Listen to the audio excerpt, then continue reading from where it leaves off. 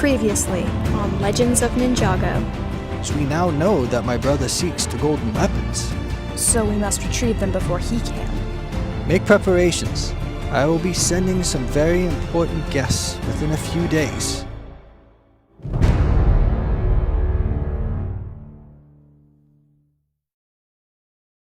Cole Becket let out a silent sigh as he reclined in his chair. He was supposed to be focusing on the teacher who was directing a couple of students in singing a song from the play Spamlet, the musical, but he was too busy wondering how long it would be until school was out. All the other students sitting next to him had their binders open and were taking notes. Meanwhile, Cole subtly put his earbuds in and started listening to The Fold as quietly as he could. He started counting the minutes as they went by, tapping his foot anxiously as he did so. "Mr. Becket!" Cole snapped his head up and looked at the teacher, who was eyeing him with a scowl on her face. "I'm not going to tell you again. Take those earbuds out and pay attention," she snarled, making the whole class stare at them both. "Your father doesn't pay this school to have you babysat." Cole muttered something under his breath and put his music player away. He knew it was his own fault for deliberately ignoring the teacher, but he still hated being told what to do.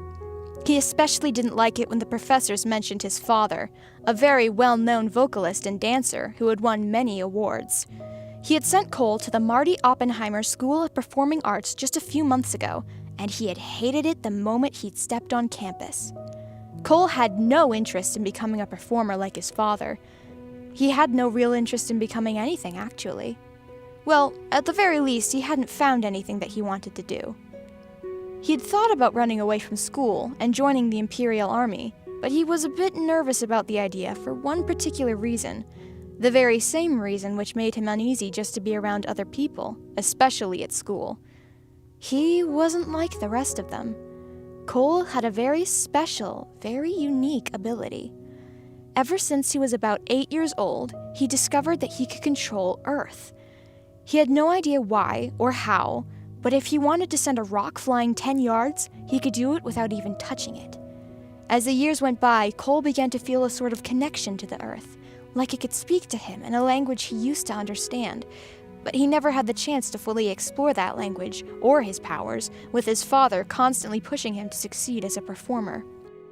Cole also never told anyone, not his father, not his mother, and especially none of his friends.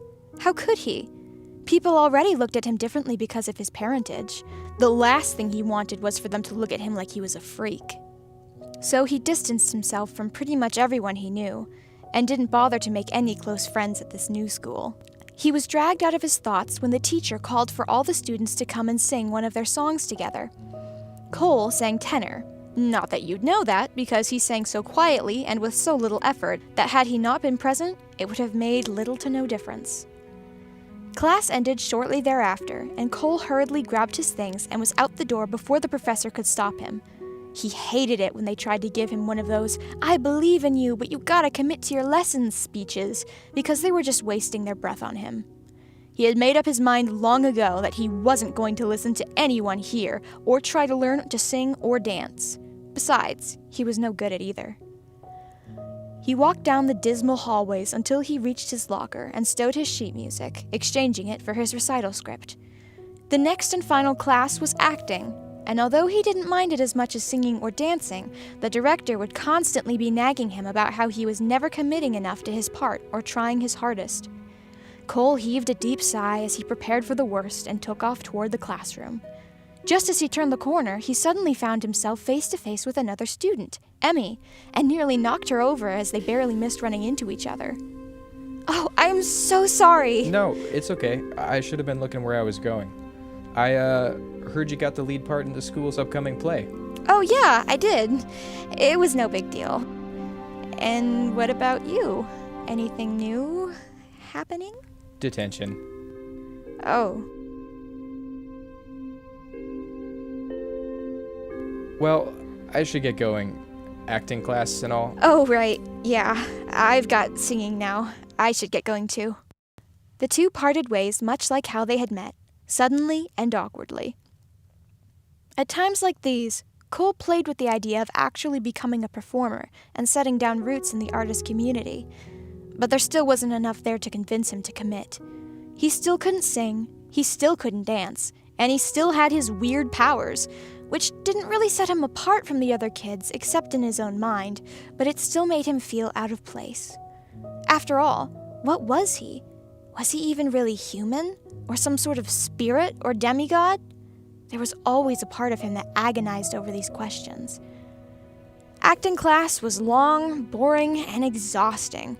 When the final bell rang, to Cole it was like the sound of the ice cream truck coming down the street on a hot summer day.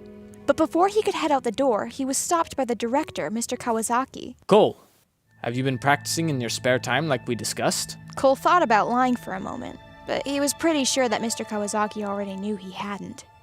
No. Is there something wrong? Something you want to talk about? No. Now Mr. Kawasaki was starting to look exasperated. Then why don't you ever give 100% in class? And not just in my class, in every class. Why don't you want to be here? Cole didn't say anything for a few seconds. Firstly, he was conflicted about opening up, and secondly, if he did, he was wondering how he would phrase it. I just don't want to be a performer.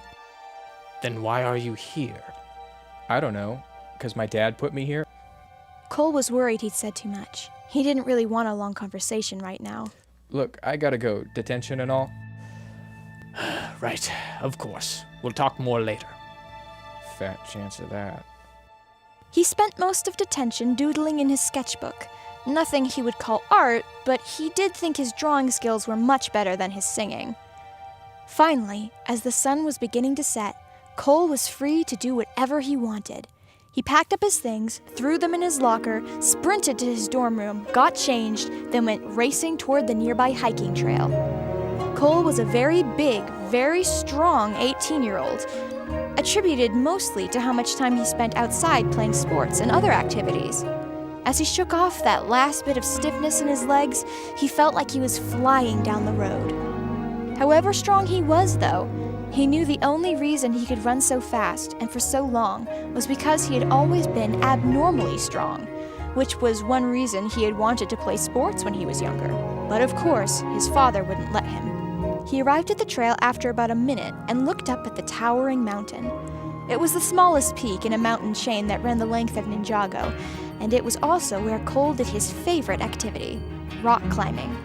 After a long day of being cooped up in a classroom, nothing made him feel better than getting his hands dirty.